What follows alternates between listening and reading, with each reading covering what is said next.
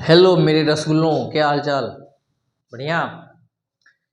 तो आज हम लोग पढ़ेंगे इंटरमीडिएट क्लास 12 फिजिक्स की बहुत ही इम्पोर्टेंट टॉपिक है।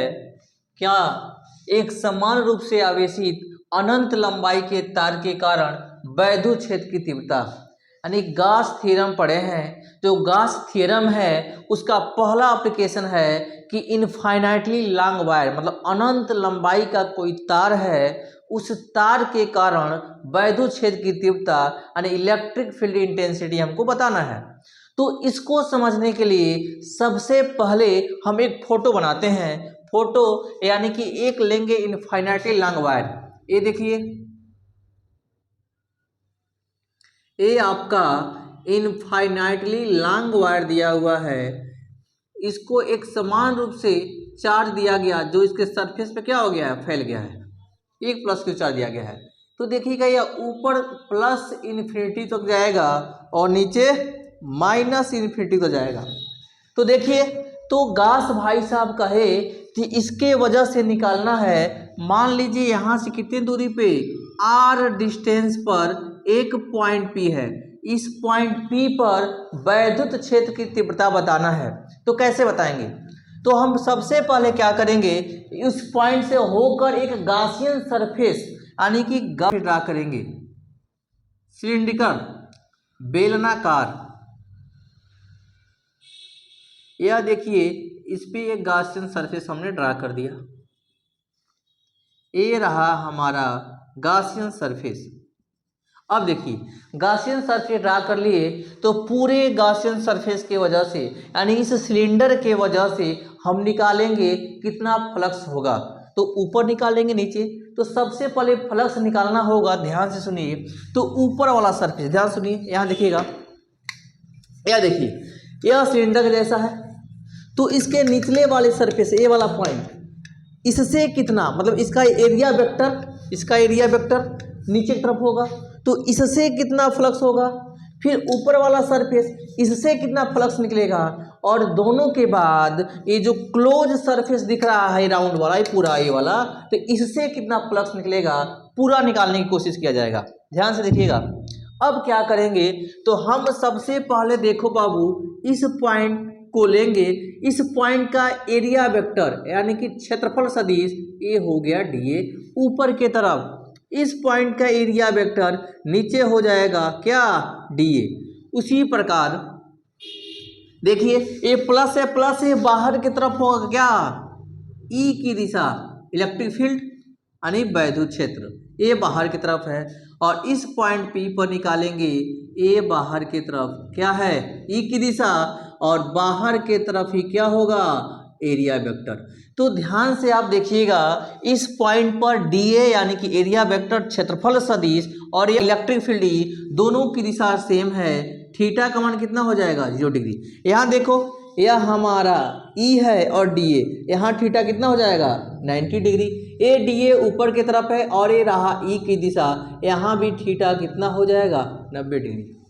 अब हम क्या करेंगे, इस सिलेंडर से होके जितना फ्लक्स निकलेगा फाई, उसके बारे में चर्चा करेंगे। तो कैसे निकालेंगे बाबू, ध्यान से सुनना। जो फ्लक्स होगा फाई किसका, सिलेंडर का,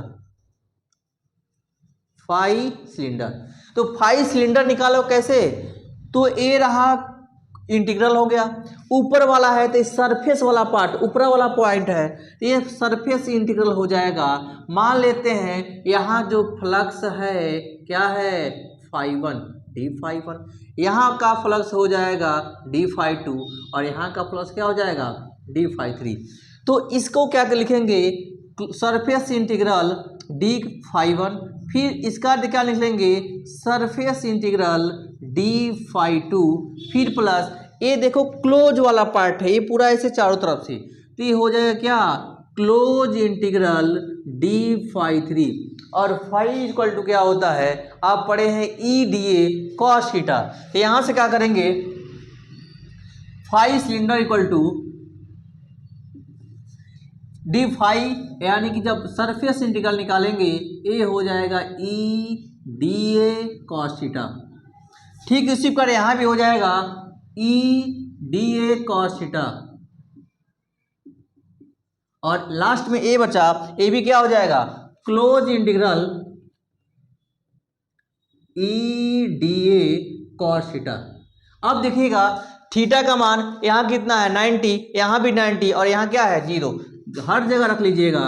ए हो जाएगा surface integral E D A cos के साथ क्या हो जाएगा 90 डिग्री, फिर plus surface integral E D A cos के साथ 90 डिग्री, और ये लास्ट में हो जाएगा close integral E D A cos के साथ 0 डिग्री। इस तरह से हमने यहाँ 90 वाला, ये भी 90 और क्या हो गया 0, तीनों को पुट कर दिया। अब हम जानते हैं क्या, चूंकि cos 90 का मान क्या होता है 0 और cos 0 का मान क्या होता है 1, तो यहाँ देखिएगा ये दिया है cos 90, इसका मान 0, ये भी दिया है cos 90, इसका मान 0, और ये दिया है cos 0, इसका मान क्या हो जाएगा 1। पुट करेंगे ये पूरा 0 हो जाएगा, ये भी 0 हो जाएगा, और यहाँ क्या बचेगा जी, ये हो जाएगा phi cylinder equal to 0 plus 0 plus यहाँ हो जाएगा क्लोज इंटीग्रल ई इंटू में डी ए। अब देखिएगा इस ई को बाहर करेंगे, ये हो जाएगा phi cylinder equal to E close integral D ए।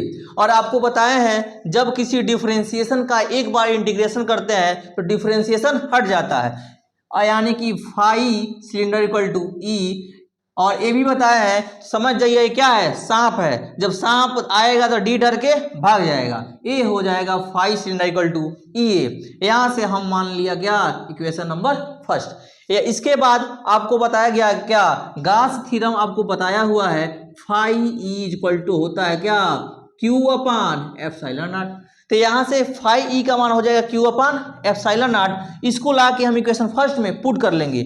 जब इक्वेशन फर्स्ट में पुट कर लेंगे तो ये देखिए यहाँ हो जाएगा Q upon epsilon naught is equal to A. अब देखिए ए क्या है, यह सिलेंडर है, और सिलेंडर का एरिया क्या होता है, सिलेंडर का जो एरिया होगा 2 pi R into H, H यानी कि जो ये लंबाई ले लेंगे, कितना लंबा है, यह लंबाई है, तो ये हो जाएगा 2 पाई आर इंटू में एल, ला के यहाँ पुट करेंगे तो Q upon epsilon naught is equal to E, और ए का मान क्या हो जाएगा 2 पाई आर के साथ एल। हमको ई बताना है तो ई बताएंगे ई इज इक्वल टू, इधर देखिए Q अपान एप्सिलॉन नॉट, यहाँ 2 पाई आर एल से मल्टीप्लाई हुआ है, इधर आएगा तो डिवाइड हो जाएगा, यानी कि 1 अपान 2 पाई आर के साथ क्या हो जाएगा एल, यानी कि हो गया आपका is equal to 1 upon 2 pi epsilon naught Q upon में आर एल, और ये रहा आपका डेरिवेशन। इसके बाद से फिर आप पढ़े हैं लीनियर डेंसिटी। लीनियर डेंसिटी आप पढ़े होंगे कि linear density lambda equal to क्या होता है क्यू अपान में एल।